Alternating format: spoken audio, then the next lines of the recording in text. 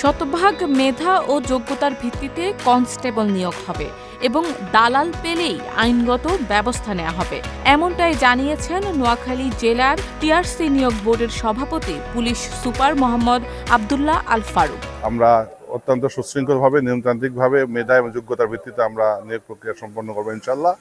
আমরা প্রার্থীদের বলে দিয়েছি, আমরা বিভিন্ন প্রচার করেছি যাতে কেউ দালাল প্রতারকের খপ্পরে না পড়ে, কোনো আর্থিক অবৈধ লেনদেনে কেউ জড়িত না হয়। যদি কেউ হয় আমরা তাদেরকে আইনের আওতায় নিয়ে আসবো। আমরা আশা করছি একটি সুন্দর নিয়োগ প্রক্রিয়া আমরা সম্পন্ন করতে পারবো।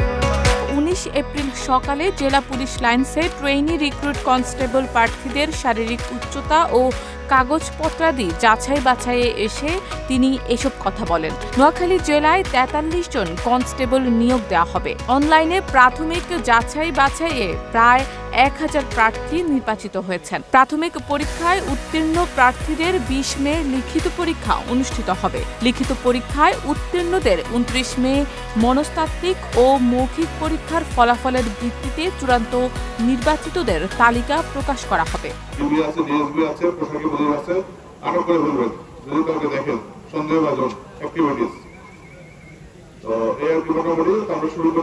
প্রার্থীদের যাচাই বাছাইয়ের সময় অতিরিক্ত পুলিশ সুপার আবু তৈয়ব মোহাম্মদ আরিফ হোসেন, ব্রাহ্মণবাড়িয়া জেলার অতিরিক্ত পুলিশ সুপার মোহাম্মদ ওবায়দুর রহমান, জেলার অতিরিক্ত পুলিশ সুপার মোহাম্মদ সাইফুল মালিক সহ টিআরসি নিয়োগ কার্যক্রমে নিয়োজিত বিভিন্ন পদমর্যাদার পুলিশ সদস্যগণ উপস্থিত ছিলেন।